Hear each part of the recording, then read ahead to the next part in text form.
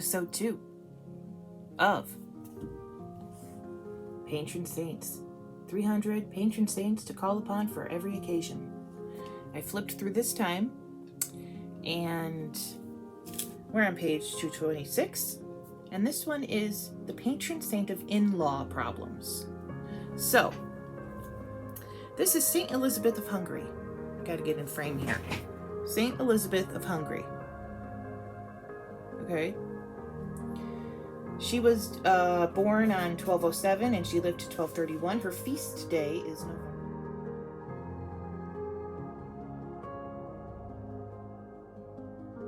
17th. I don't know what you would do on this feast day. Maybe make your in-laws cook for you. That would be fun.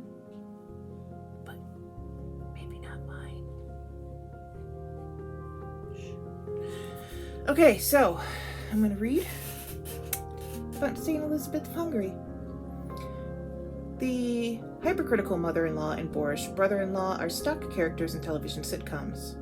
But there is nothing comical about the trouble St. Elizabeth of Hungary experienced at the hands of her in-laws.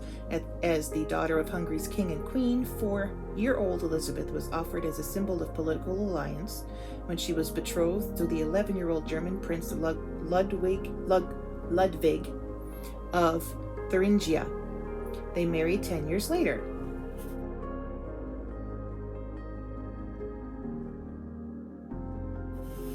So she got married when she was 14 to Ludwig, and he was 21.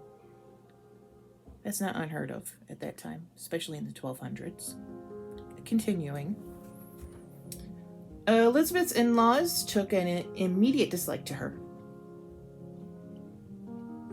First, she was Hungarian, a fact that could not be overlooked by her brother-in-law, Henry, who was the leader of an anti-Hungarian faction within the Thuringian court.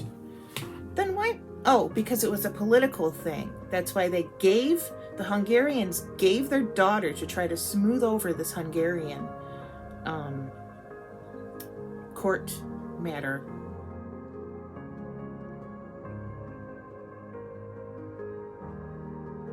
And it wasn't working because her in-laws were really shitting on her.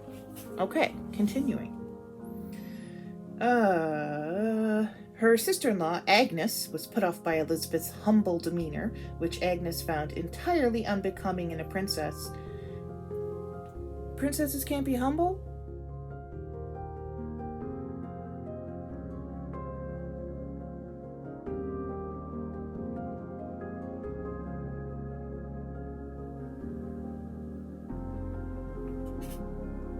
Okay.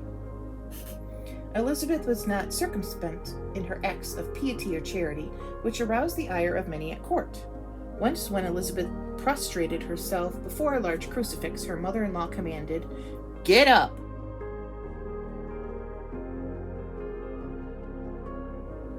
Bent over like that, you look like a tired old mule.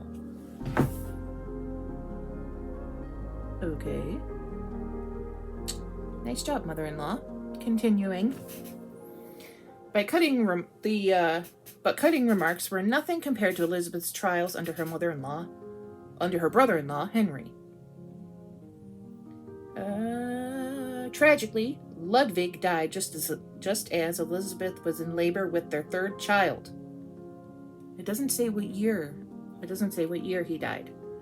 So, I don't know how old she was by the time she had 3 kids. She was married at 14. Moving quickly, her brother-in-law Henry and his anti-Hungarian faction declared Elizabeth's 5-year-old son, Herman, the heir to the throne, and appointed Henry regent until his nephew came of age. Okay. That happens. Then he banished Elizabeth and her 2 daughters, 3-year-old Sophia and the hours-old Gertrude.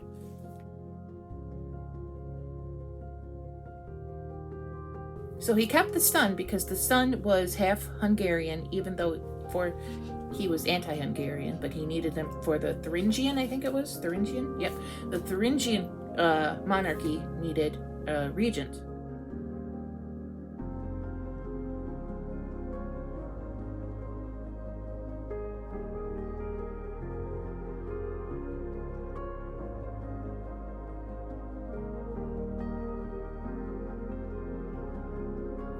And Henry was going to act. Yep. Uncle Henry was going to act as regent over this son, Herman, Hermann, because he was a boy. And people do that. They did it all the time back in the day. If a child king, because I think it was the Tudors that had the first queen regents. I think Elizabeth was the first queen regent Tudor.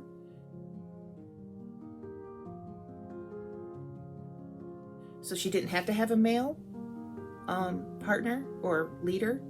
But so back in the day, they would take the child, if he was next in line for regency, for kinghood, an uncle or the mother sometimes, the, what's it called? The dowager queen.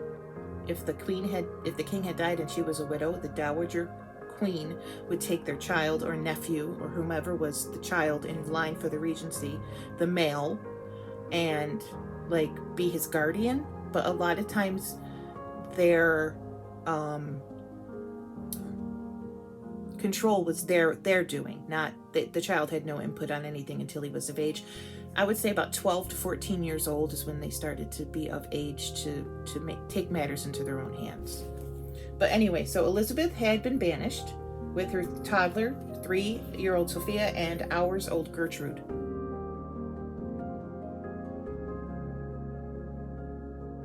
Thank you, Uncle Henry.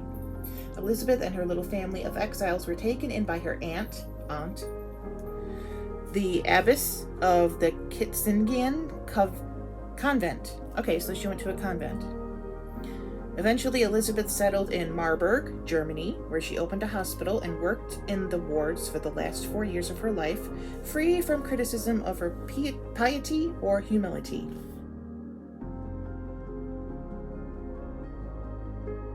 Why is piety and humility criticized? What's the big deal? I don't get it.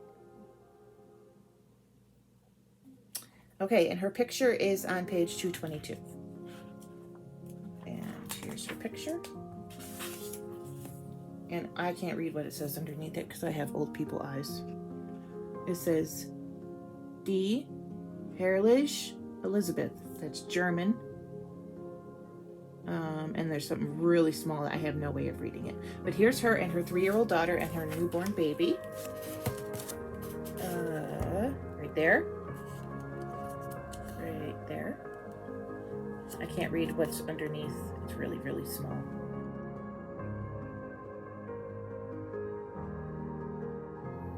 Okay, so that was Elizabeth. Saint Elizabeth of the patron saint of in-laws. So if you have a problem with your in-laws, you're gonna pray to this saint.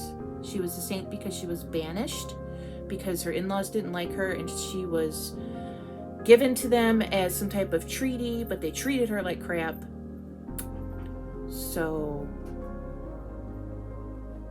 yeah, Saint Elizabeth of Hungary. So if you have, if you're in the way of reverencing these people, you could have a feast, make your in-laws cook for you on November 17th.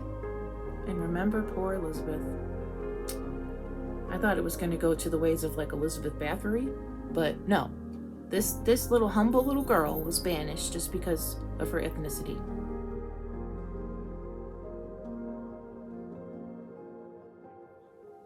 So, that's about it. Stay tuned. I'm going to do a couple more. And, yeah. I'll see you next time for more saints.